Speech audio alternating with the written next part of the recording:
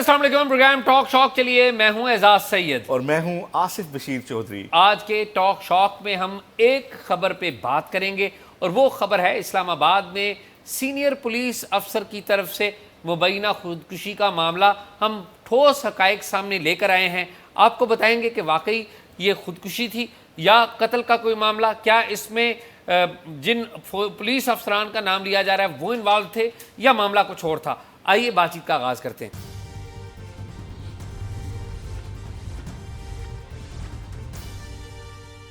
आप खरीद से? मैं खैरियत से हूँ, आप बताएं आप खैरियत से हैं? लेकिन आसिफ आप इतने खरीद से नहीं है, मुझे पता है बुखार है आपको। हाँ, असल में हमारे जैसे लोग तो आपको पता है ना, मौसमों से दिल लगा लेते हैं, तो जब भी मौसम चेंज होते हैं तो फिर बुखार सबसे पहले अम्मी को होता है। जी ऐसे ही। तो आप बताएं बाकी सब खैरियत है, घर बार ठीक ठाक है? जी आसिफ, 23 अक्टूबर को ये वाक़या हुआ था और फ्रैंकली जब से मैंने ये वाक़या सुना तो एक दिल जो है ना अफसोस भी होता है, लेकिन at that time since then मालूमात इकट्ठी करनी हमने शुरू कर ली। और मालूमात इकट्ठे करने का मतलब ये था कि हम ठोस हक़ाइक़ लेके आएँ, क्योंकि सोशल मीडिया के ऊपर और मेन स्ट्रीम मीडिया के ऊपर बहुत सारे लोग बैठ के बात करते हैं, जल्दी में बात करते हैं और बात दुरुस्त नहीं होती बाज़ औक़ात। तो हमारे पास हक़ाइक़ हैं और हमारे पास एक ऑडियो कॉल की कापी भी है जो हम नहीं चलाएँगे, ठीक है, फॉर मैनी रीज़न्स, वो बता भी देंगे। मैं आसिफ अगर आप इजाज़त दें मैं पुराने से शुरू करूं या पहले आप बात करें? नहीं, आप पहले बताएं। अच्छा। आप प्लीज़ अदील अकबर साहब के हवाले से बात करना चाह रहे हैं? जी, पहले आप उन पे बात करें प्लीज़। आसिफ, 23 अक्टूबर शाम 4:20-22 के 23 मिनट के ऊपर अदील अकबर इस्लामाबाद में सरीना चौक है, उसके सामने एक SMG गन से ख़ुद को गोली मारते हैं और एक आग लग जाती है। जो ही मुझे ये ख़बर मिलती है तो हमारे कैमरा मैन खलीक वो पार्किंग में थे, वो बता रहे थे कि कोई पुलिस ऑफिसर है, उसे गोली लग गई है। तो पहले हम गए पोली क्लिनिक और फिर हम पिम्स गए, तो वहाँ पर इस्लामाबाद पुलिस की आसिफ सारी जो टॉप लीडरशिप थी वो मौजूद थी। इस्लामाबाद इंतज़ामिया, डिप्टी कमिश्नर, तमाम जो लोग वहाँ पर मौजूद थे और तमाम लोग ना आसिफ बड़े रंजीदा थे। लेकिन सवाल एक पैदा हो रहा था कि अदील अकबर को कत्ल किया गया है या ख़ुदकुशी का मामला है, एक बुनियादी। फिर बहुत सारी सवालात पैदा हुए एट दैट टाइम कि जी IG इस्लामाबाद पुलिस नासिर रिजवी, उनका रवैया बड़ा सख्त है, तुर्श है टुवर्ड्स ऑफिसर्स और ऑफिसर्स बड़े स्ट्रेस में बैठते हैं क्योंकि जो रिजवी साहब हैं वो लेट नाइट बैठते हैं। तो शायद वो वजह तो नहीं है कि उनकी किसी नाराज़गी की वजह से ये वाक़या हो गया। तो ये इस तरह के सवालात थे जो कि हर कोई कर रहा था। फिर पता ये चलता है कि जो अदील अकबर हैं इनकी 2 दफ़ा जो प्रमोशन है वो डेफर हुई है और इनके ख़िलाफ़ कोई इंक्वायरी थी और इंक्वायरी इनकी बलूचिस्तान में थी। तो थोड़ा सा बैकग्राउंड अदील का, अदील ने 43rd कॉमन में एग्ज़ाम दिया आसिफ, पहली दफ़ा CSS का, और ये सिलेक्ट हो गए, पास कर लिया इन्होंने, लेकिन पहली दफ़ा ये OMG ऑफिसर्स मैनेजमेंट ग्रुप में गए थे, ठीक है। तो आसिफ वो ऑफिसर्स मैनेजमेंट ग्रुप में जाना नहीं चाहते थे, वो जाना चाहते थे पुलिस सर्विस ऑफ पाकिस्तान में। 3 साल बाद वो दोबारा CSS में अपीयर होते हैं 46 कॉमन में, और वो पूरे पाकिस्तान में CSS के जितने भी कैंडिडेट्स हैं उनमें दूसरे नंबर पे आते हैं और वो ऑप्ट करते हैं पुलिस का डिपार्टमेंट के, जी वो PSP बनेंगे और पुलिस के वो टॉपर हैं, यानी कि पुलिस ग्रुप पूरा उसका नंबर 1 जो अफसर था वो ये अदील अकबर थे। ये ट्रेनिंग इनकी होती है, एक तो कंबाइंड ट्रेनिंग होती है, फिर यहाँ पर एकेडमी है पुलिस एकेडमी, वहाँ पर इनकी ट्रेनिंग होती है और फिर इनको भेज दिया जाता है बलूचिस्तान में। गालिबन पहली जगह इनकी जो है पुलिस एकेडमी में आप भी जाते हैं लेक्चर देने, बस वो देख लें आप, ये पुरानी बातें। खैर, तो आसिफ हुआ ये कि इन्हें तुर्बत में भेज दिया गया, बलूचिस्तान में भेज दिया गया, वहाँ पर कुछ टाइम गुजारते हैं, फिर इनको ज़ोब में इनकी ट्रांसफ़र होती है। ज़ोब का जो स्टेशन है ये बड़ा अहम है, यहाँ पर इनके ख़िलाफ़ एक इंक्वायरी शुरू होती है। इंक्वायरी का बैकग्राउंड ये है कि वहाँ पर जो मुकामी इंटेलिजेंस है वो कहती है कि जी कुछ जो लोग हैं वो मुलवस हैं, वहाँ पर तेल की स्मगलिंग हो रही है और अशिया की। आपको पता है बलूचिस्तान में ईरान की सरहद है, तो वो रूट जो है ज़ोब भी बनता है। तो वो आल्दो के हमने नहीं देखा कि वहाँ पर एक्चुअली ज़िम्मेदारी जो है वो तो एफसी की और बहुत सारे इदारों की भी है जो मेन करता धरता है। मुझे नहीं पता, आपको भी शायद नहीं पता होगा कि कोई एफसी के बड़े लोग इसके ऊपर हुए हों। खैर, इनके ऊपर मुकामी जो इंटेलिजेंस है वो इनके एक अफसर हैं, AIG वहाँ पर होते हैं, उनका नाम है मारूफ वाहला। उनको शिकायत करते हैं कि जी आपका जो अफसर है वो तो कोई ऐसी एक्टिविटी में है जो कि ठीक नहीं है। तो उनको कहा जाता है कि जी देखें, हम तो अपने अफसर के ख़िलाफ़ कोई कार्रवाई नहीं करेंगे, कोई टेंजिबल बात हो। फिर एक ऑडियो जो है वो उनको साथ, एक टेलीफोन की ऑडियो जो है वो शेयर होती है, ऑडियो उनके साथ शेयर होती है व्हाट्सएप के ऊपर और दूसरे तरीके से, जिसमें मुकामी SHO अयूब है वो इनके साथ गुफ्तगू करता हुआ वो दिखाई दे। ऑडियो मेरे पास मौजूद है, हम वो ऑडियो नहीं चला रहे, इससे वो बात कहीं और चली जाती है, रेलेवेंट हो जाती है, हमारा सीक्वेंस ख़राब होता है। तो ऑडियो में जो है वो गुफ्तगू दिखाई जाती है। In light of that audio जो मारूफ वाला हैं वो इनके ख़िलाफ़ इंक्वायरी इनिशिएट करते हैं मुकामी सतह पर। IG से गुफ्तगू इनकी होती है, मुतलका अफसर से डिस्कशन होती है। IG जो हैं वो इनसे एक्सप्लेनेशन मांगते हैं, इनकी एक्सप्लेनेशन हो जाती है, यानी कि इनसे सवाल जवाब वहाँ पर होता है और फिर इनको रेप्रीमांड कर दिया जाता है और उस इंक्वायरी के ऊपर इनके ख़िलाफ़ कोई कार्रवाई नहीं होती। ज़ाहिर है IG ने कहा कि देखें ये एक सेंसिटिव एरिया है, मुतलका DIG ने, AIG ने भी कहा कि जो अफसर है उसको एकदम एक यंग अफसर के ख़िलाफ़ इस तरह कार्रवाई ना करें, क्योंकि ये एरियाज़ भी बड़े सेंसिटिव हैं और स्ट्रेसफुल एरियाज़ भी हैं। और किसी भी यंग अफसर के बारे में इस तरह कोई पहली दफ़ा शिकायत आए तो उसे सिर्फ इतना वार्न करना चाहिए कि वो केयरफुल रहे। लेकिन इस दौरान होता यह है कि इनकी जो प्रमोशन आती है, प्रमोशन बोर्ड होता है, वो गुजर जाता है और इनकी प्रमोशन नहीं हो पाती। और इस चीज़ को जो अदील अकबर हैं वो बड़ा सीरियस लेते हैं। एट द सेम टाइम इनको आसिफ जो IG हैं अब्दुल खालिक, वो इनको कोयटा में बुलाते हैं, वहाँ पे सेफ सिटी में इनको रखा जाता है, एक एंटी टेररिज्म इनकी पुलिस की फोर्स है उसमें रखा जाता है।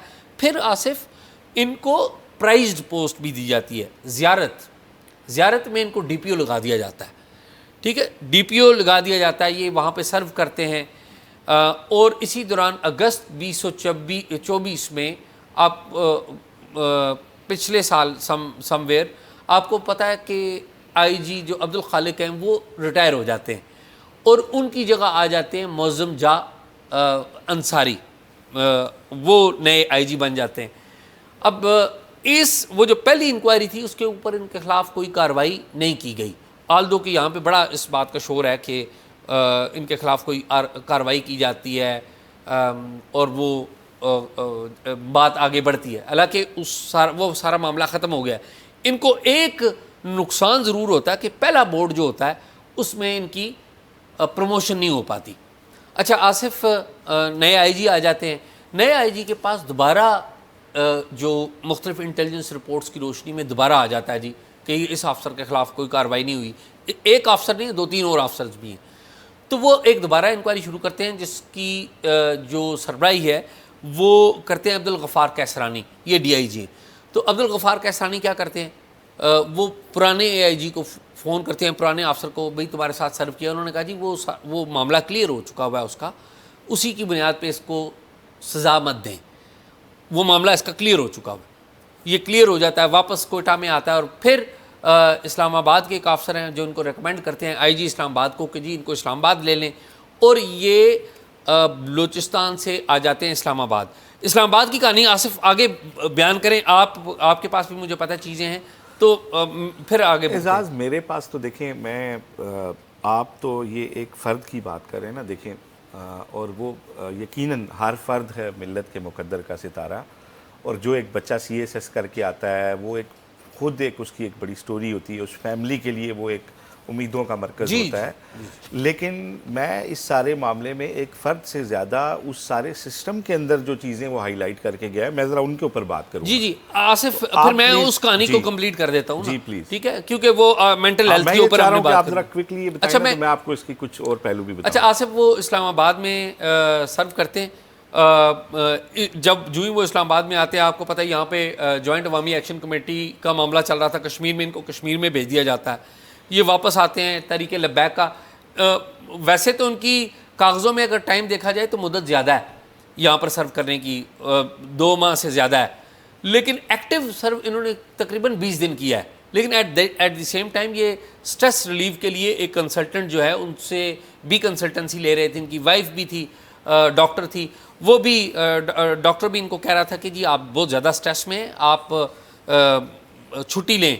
इन्होंने को 2-3 दिन की छुट्टी ली, जो इनके वफ़ात के बाद 23 तारीख की सुबह वो अप्रूव होती है, यानी कि बल्कि 20, 21, 22, 23 छुट्टी थी इनकी, लेकिन ये सर्व कर रहे थे। 23 की शाम को इनको ये गोली लगती है या सुसाइड करते हैं।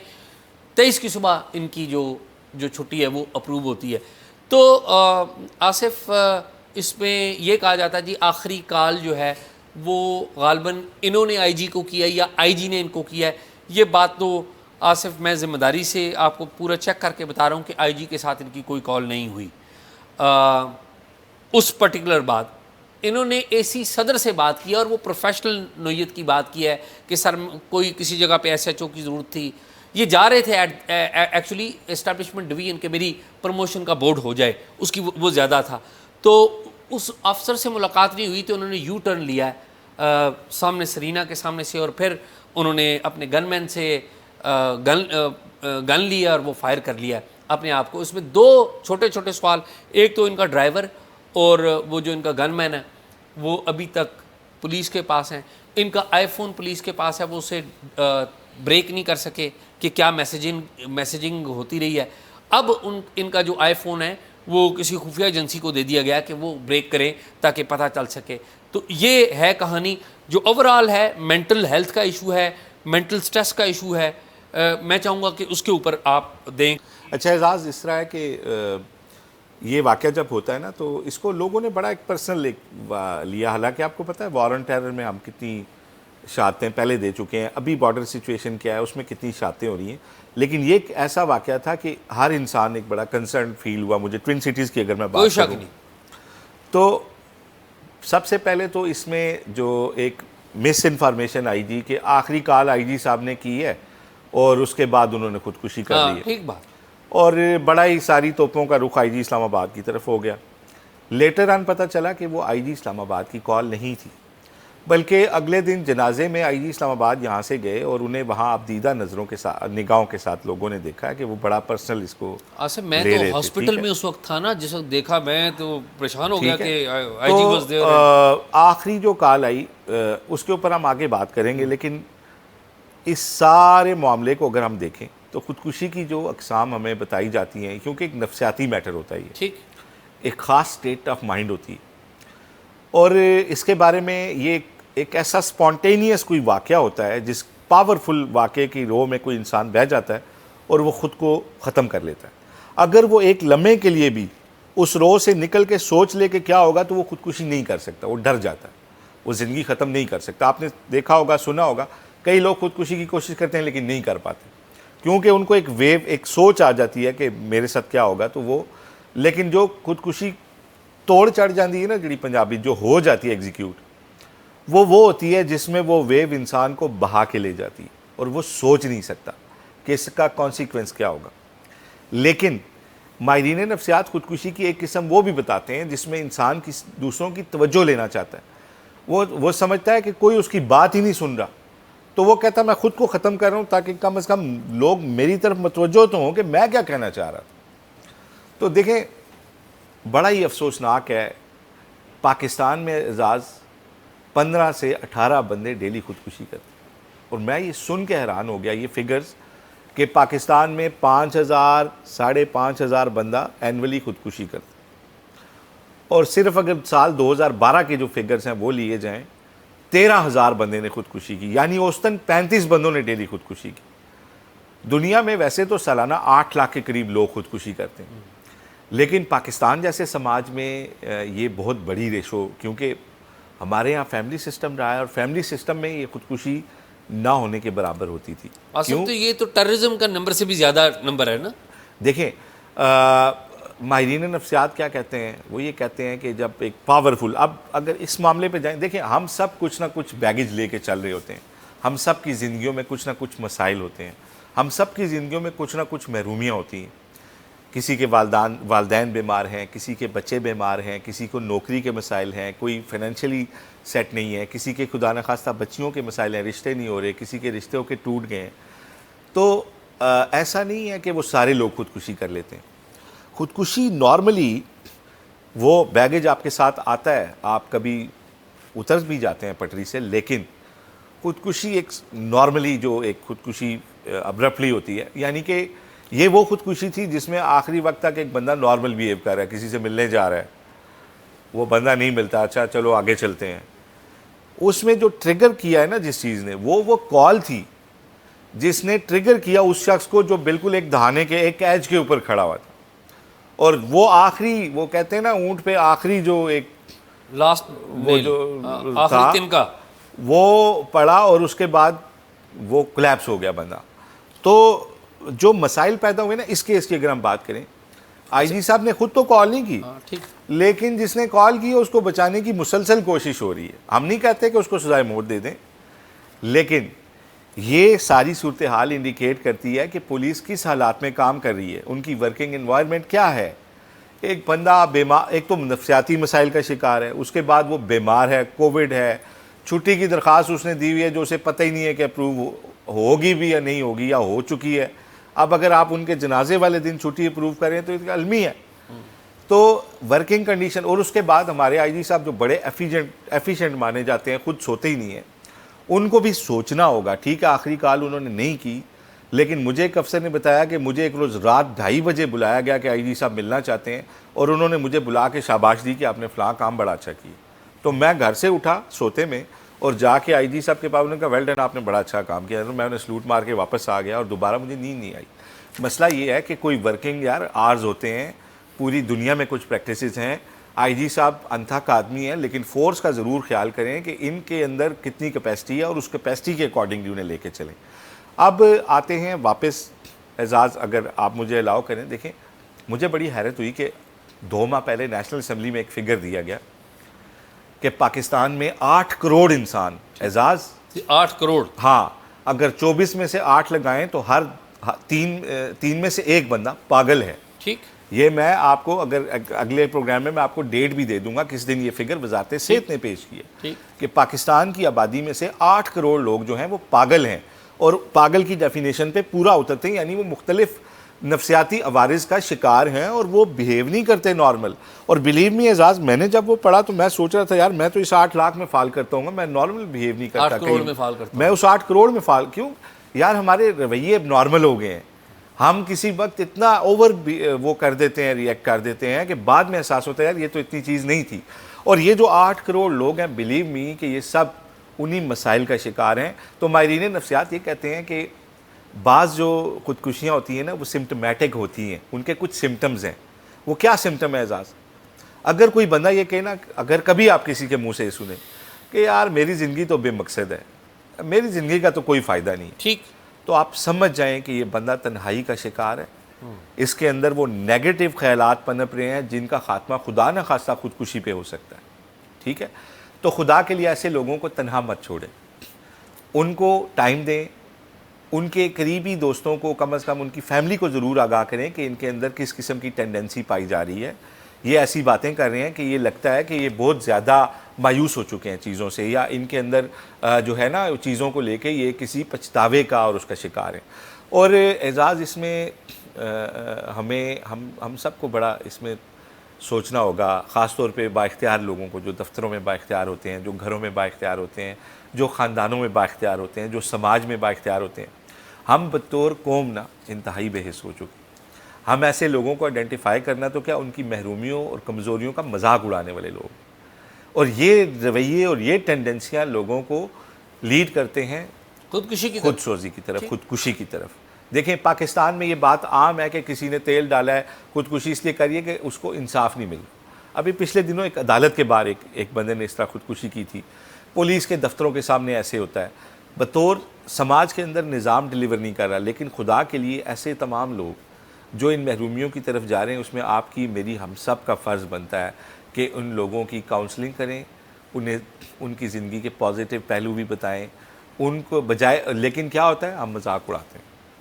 हम कहते तू है इस तरह है, ए फलाने ने देखो जी यह तो बिल्कुल ही, ओ यार तू तो साइड से हो जा, तू तो मतलब दिस इज़ ये आज एक अफसर के साथ हुआ है। आप देखें इससे पहले नैब के कामरान फैसल, अब आप बताएं क्या हुआ था जब आप पहुंचे थे। कामरान फैसल, आसिफ बड़ी तकलीफ दे बात है कि कामरान फैसल के बारे में अलग सुबह मुझे पता चला कि इस तरह नैब के एक अफसर की जो लाश है वो उसके कमरे में, आसिफ ये पार्लियामेंट लॉजेस में वो रह रहे थे, तो वो लटक रही है।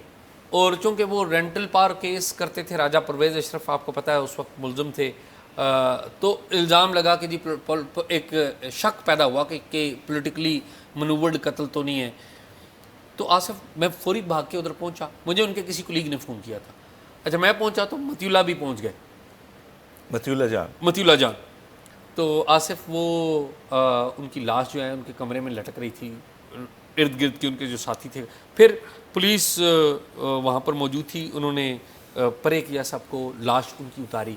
अच्छा बाद में हमने जब इन्वेस्टिगेट किया आसिफ, तो वो कामरान फैसल जो है वो भी एक नफसियाती मसाइल का शिकार थे और nobody was there to listen to him. अच्छा, और कामरान फैसल की जो आसिफ आखिरी जो गुफ्तगू थी ना उस रात, वो अपनी वाइफ के साथ मैसेजिंग कर रहे थे, वो बड़ी तकलीफ़ दे गुफ्तगू है। तो बाद में नैब ने उनकी वाइफ को भी गालिबन जॉब वगैरह दी है, लेकिन वो जो गुफ्तगू है उसके कुछ हिस्से मैंने आसिफ पढ़े हैं, वो तो नाकाबिले बयान है, नाकाबिले बयान है। तो वो बड़े ज़ाहिर है उस खातून ने बड़ा दुख देखा होगा जवानी में। जी, उसके बाद वकास, जी हाँ बिल्कुल, इसी साल वकास जो नैब के अफसर थे वो आए इस्लामाबाद में, उनकी गेस्ट हाउस में वो एक इंक्वायरी भुगतने आए थे। जी जी। तो एजाज़ ये वर्किंग एनवायरनमेंट, वर्किंग कंडीशन जो है ना हमारे इदारों की, उसकी तरफ जो है करती है। अफसरान गालियाँ देते हैं अपने एनेबलिंग स्टाफ को, इज़्ज़त नफ्स मजरूह करते हैं। अगर कोई गलती होती है तो आप अकॉर्डिंगली चलें, जो SOPs होती हैं उसके मुताबिक चलें, लेकिन सेल्फ़ रिस्पेक्ट हर इंसान की होती है, चाहे किसी छोटे ओहदे पे हो, चाहे किसी बड़े ओहदे पे हो, चाहे ऑफिस बॉय हो, एक गार्ड हो, एक ड्राइवर, हर इंसान की एक इज़्ज़त नफ्स होती है। आसिफ ये जो आपने बात की ना कि अफसरान गालियाँ देते हैं, ये बड़ी अफसोसनाक वाक़या है। आपको याद है, मैं कई नाम लिए जा सकते हैं, एक सेक्रेटरी इंटीरियर हुआ करते थे शाहिद खान, वो अपने अफसर्स को वो लिटरली मार भी दिया करते थे, तशद्दुद का गालम गलोच भी, ज़ुबान में बड़ी उनकी बड़ी गंदी ज़ुबान थी उनकी, पता नहीं कहाँ से, मैं क्या कहूँ उन्होंने क्या सीखा था, क्या पढ़ा था, मुझे तो नहीं लगता कुछ सीखा पढ़ा था। इस तरह के एक दो और लोग भी हैं जो ये ऐसे तमाम लोग खुद नफसियाती मसाइल के शिकार हैं, वो नफसियाती मरीज होते हैं, ये they are not fit for job, इनको तो फौरी निकालना चाहिए। अच्छा, अब एक और मसला ना एजाज, खुदकुशी करने वाला ख़ानदान तो अपनी इज़्ज़त बचाने के चक्कर, क्योंकि ज़ाहिर है इसकी एक्सेप्टेंस नहीं है, इस पर लोग कहते हैं जी जनाजा ही नहीं होना चाहिए और इस तरह की बातें होती हैं, तो वो बेचारे तो एक अपनी इज़्ज़त बचाने के चक्कर में पड़ जाते हैं और एक क्यास शुरू हो जाता है। हालांकि वो बंदा खुद जो मुतासरा शख्स होता है खुदकुशी वाला, वो एक मरीज़ होता है, हमदर्दी का मुस्तहिक होता है, ठीक है। और किसी ने बड़ी अच्छी बात की थी ना कि एक फ़कीर को टिप दे के या वो खैरात दे के आगे गुजर जाना कोई बड़ी बात नहीं है, मतलब कोई मुश्किल काम नहीं है। असल बात तो ये है कि उसके साथ कोई बैठ के रोटी खाता है।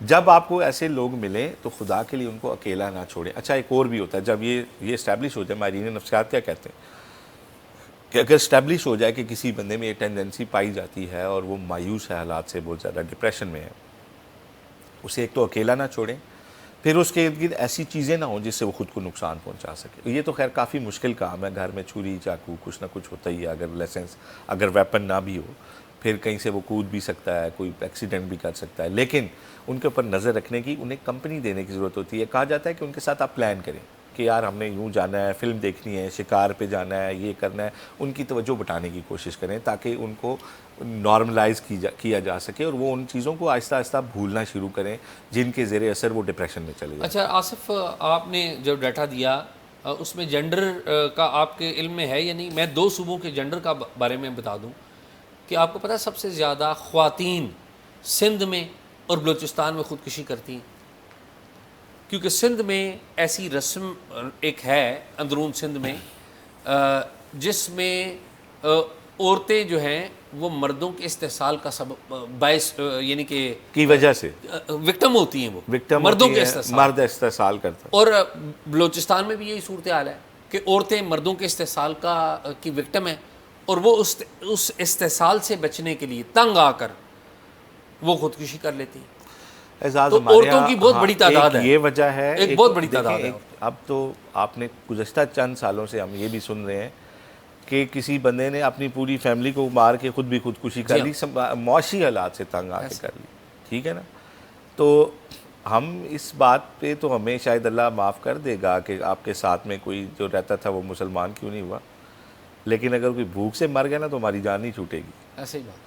हमें अपने एक समाजी एक बड़ा सिस्टम होता था यार हमारे यहाँ। मैं 2010 के जो सैलाब आए थे उसमें मैं गिलगित गया ना, तो क्योंकि KKH बंद थी, लाइफ लाइन बंद थी, 45 डेज़ बंद रही थी।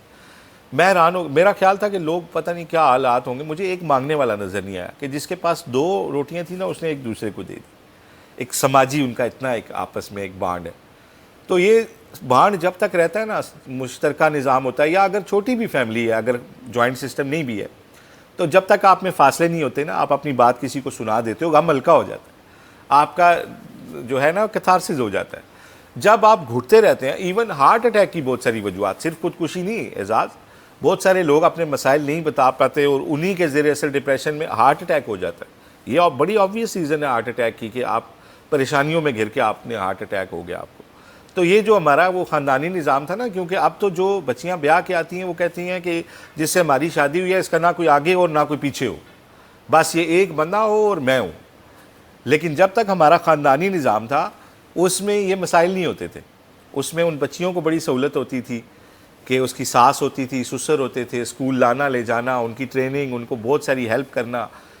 पता नहीं मेरी इस बात से मेरे पे कितनी ख़वातीन तनकीद करेंगी, लेकिन ये जो समाजी निज़ाम हमने अपना तोड़ के सिंगल यूनिट बनाया है ना, इसके कुछ नुकसानात ये हैं कि हर इंसान अकेला ज़िंदगी जी रहा है और वो आपस में शेयर नहीं कर पा रहे चीज़ें। जब शेयर नहीं कर पा रहे तो वो अकेले फेस करते हैं और बहुत दफ़ा वो अकेले लड़ते लड़ते हार जाते हैं हालात। आप ये कह रहे हैं कि जॉइंट फैमिली सिस्टम का टूटना ठीक नहीं है? जॉइंट फैमिली सिस्टम के मैं फ़ायदे बता रहा हूँ। हाँ जी। उसके अलावा भी लोग अच्छी ज़िंदगी गुजार सकते हैं, मैं कोई फतवा नहीं दे रहा, लेकिन साबित हो रहा है कि बहुत सारी चीज़ें उसके होते नहीं होती थी। उसके होते आपके जो बड़े होते थे वो चीज़ों को टेक ओवर कर लेते थे। आप उनसे वो आप खुद जांच लेते थे, आओ यार आज तुम डिम नज़र आ रहे हो, क्या बात है, और यूँ नहीं करना, ये मैं देख लूँगा, ये कर लेते हैं। उसमें बड़ी आपको टेक होती थी। अब आप अकेले जब लड़ते हैं ना हालात से। खैर आसिफ ये बहुत बड़ा मौजू है। हाँ, लेकिन एजाज जब भी इंसानों से बात करते हैं ना, जब आप अकेले हो जाते हैं ना, तो आपको वो बहुत सारे मसाइल बहुत बड़े हो जाते हैं आपके लिए। आसिफ जो एक और मामला भी है ना जिसको हम डिस्कस नहीं करते, वो है सोशल मीडिया आपका। अब आप और मैं इकट्ठे बैठे होंगे, हम लोग इकट्ठे फैमिलीज में, दोस्तों में बैठे होते हैं, हम मैसेजेस में लगे हुए हैं यार, 5 बंदे बैठे होते हैं और हम 5 के 5 फोन पे लगे हुए हैं। तो व्हाट इज दिस? दूर वाले करीब हो गए और जो करीब बैठे हुए हैं वो दूर हो गए हैं। तो ये भी एक बहुत इंसानों के अकेला होने की बहुत बड़ी वजह ये भी। लेकिन जिन लोगों में खुदकुशी की टेंडेंसी हो उनको कभी भी अकेला मत छोड़ो, ये उनका इलाज है। और हमारे ये जो अफसर थे इन्होंने हालात की तरफ, जिन हालात की तरफ निशानदेही की है, ये एक रिफॉर्म्स का मुतालबा करते हैं। हम किसी फ़र्द को नहीं कह रहे, उस आखिरी काल वाले बंदे को ये ज़रूर बताया जाए कि अगर इसके बाद उसकी किसी काल पे खुदकुशी करे तो फिर 302 का पर्चा उसके ऊपर होना चाहिए। बिल्कुल ठीक बात। और बल्कि मैं तो समझता हूँ उसकी अपनी कोई ट्रीटमेंट होनी चाहिए कि अपने जूनियर से कैसे बिहेव करना है, उसकी भी कोई ट्रेनिंग होनी चाहिए। वो सख्त नफ्सियाती मरीज़ है, उसकी फैमिली किस दबाव में होगी, जिस बंदे की काल से SP खुदकुशी कर गया उस बंदे की नफ्सियाती ट्रीटमेंट की जाए। लेकिन हमारा एक अफसर तो चला गया, उस दूसरे अफसर जो है उसको ट्रीटमेंट की ज़रूरत है। ठीक बात। जिसकी काल से किसी ने खुदकुशी कर ली है। ठीक बात। लेकिन आसिफ ये बात इस्टेब्लिश तो नहीं हुई कि किसने कॉल की कोई? देखें, दो बातें इसमें कही जा रही हैं जो बड़े वसूख से कही जा रही है। वो पुलिस के ही एक और अफसर हैं जिन्होंने कॉल की है। बाज़ लोगों का ये ख्याल है कि वजारत दाखिला से किसी ने कॉल की थी, लेकिन मुझे ये बात कंफर्म नहीं हुई। अच्छा, मैं आपको बताऊं, मुझे दो बातें पता ली। एक तो ये है कि एक कॉल उनको आई थी उनके ऑपरेटर को कि एसी सदर आपसे बात करना चाहते हैं, जिसके जवाब में इन्होंने कॉल की क्योंकि इनका फ़ोन बिजी था। और इनका फ़ोन क्यों बिजी था, ये इस्टेब्लिशमेंट डिवीज़न के एक एसओ सेक्शन ऑफिसर से मिलने जा रहे थे कि मेरी प्रमोशन अगली हो जाए। और आपको मैं बताया ना, वो जो कैसरानी साहब जो ने दूसरी इंक्वायरी इनके खिलाफ की थी ना बलूचिस्तान में, मौज़म जा आईजी थे, उस दौरान इनकी दूसरी जो प्रमोशन का बोर्ड था वो भी गुजर गया था। तो अब ये तीसरा था और इनको डर था ये ना गुजर जाए। तो ऐसा ही होगा जो आप कह रहे हैं, मेरे पास ये मालूमात है। लेकिन एजाज इस पे कोई और चीज़ है मेरे हाल आसिफ, मेरे पास तो नहीं। तो अफगानिस्तान के साथ मुज़ाकरात का क्या है आसिफ? 3 दिन हो गए इस्तांबुल में हमारे लोग बैठे हुए हैं। आपको पता है हमारे सिक्योरिटी हुकाम लीड कर रहे हैं मुज़ाकरात को। उधर से उनके लोग वहाँ पर, उनके नायब वज़ीर दाखिला वहाँ पर आए हैं। वज़ीर दाखिला के भाई भी हैं, सुहेल शाहीन हैं उनके जो डिप्लोमेट हैं कतर में, और मुख्तलिफ 6 के करीब 7 के करीब उनके लोग हैं। हमारे भी लोग हैं, लेकिन लीड हमारी जो है वो सिक्योरिटी और हुकाम कर रहे हैं। तो अभी तक तो कोई फ़ैसला नहीं हुआ। आई होप कि इससे कुछ अच्छा निकले। कुछ खबरें आ रही हैं कि वो कुछ पहलू तय कर रहे हैं अपनी ज़मीन के गलत इस्तेमाल के हवाले से, कोई गारंटी देने पे वो तहरीरी तौर पे गारंटी देने के लिए तैयार नहीं है। ये बात तो अभी तक सामने आई है, लेकिन मुझे आई होप कि ये जो लंबा हो गया, क्योंकि जो मेज़बान है ना, अब्राहम कालन उनका नाम है, जो टर्किश इंटेलिजेंस चीफ है, वो ज़ाती तौर पे चाहते हैं कि ये हो कि अच्छी खबर यहाँ से निकले। कतरी इंटेलिजेंस के लोग भी वहाँ पर आए हैं। इससे पहले जब दोहा में हुआ तो कतरी इंटेलिजेंस चीफ थे। इसमें 2 बंदों का आसिफ बहुत बड़ा किरदार है। 2 बंदे चाहते हैं कि पाकिस्तान और अफगानिस्तान के मामलात फौरी ठीक हों। एक कतर के अमीर और दूसरे तैयब अर्दवान जो कि तुर्की के सदर हैं। क्यों? आपको पता है, ये जो तालिबान है आज पाकिस्तान से मुज़ाकरात कर रहे हैं, इन्हें कतर में जगह दिलवाने के लिए, आपको पता है सबसे पहले इनका ऑफिस कतर में खुला, पाकिस्तान का बहुत बड़ा किरदार था। पाकिस्तान इनका सिफारशी था। और अब आप देखें कि वही कतर, वही तुर्की जहाँ पर पाकिस्तान इनका सिफारशी था, पाकिस्तान तालिबान का साथी था, वहाँ पर बैठ के ये हमारी उनसे मुज़ाकरा। अफसोसनाक सूरत हाल है। आई विश के दोनों भाई हैं, मुल्क पड़ोसी हैं, अमन के साथ रहें, लेकिन दहशत गर्दी ना हो पाकिस्तान की सरजमीन पर, उधर भी ना हो लेकिन हमारी सरजमीन पर भी ना। आसिफ यही है मेरे ख्याल में। जब ये मुज़ाकरात पूरे होंगे तो अंदर की कहानी सुनाएंगे। तो नाज़रीन, प्रोग्राम आपने देखा, प्रोग्राम के बारे में राय ज़रूर दीजिएगा, और अगर कोई मालूमात हो तो हमसे शेयर कीजिए। हम ऐसे समाजी मौज़ूआत पे भी गुफ्तगू करते हैं जो आमतौर पर ना टीवी चैनल्स में ना सोशल मीडिया पर डिस्कस होती हैं। तो आपकी इनपुट भी बड़ी ज़रूरी है। मुझे और आसिफ को इजाज़त दीजिए। अल्लाह हाफिज़।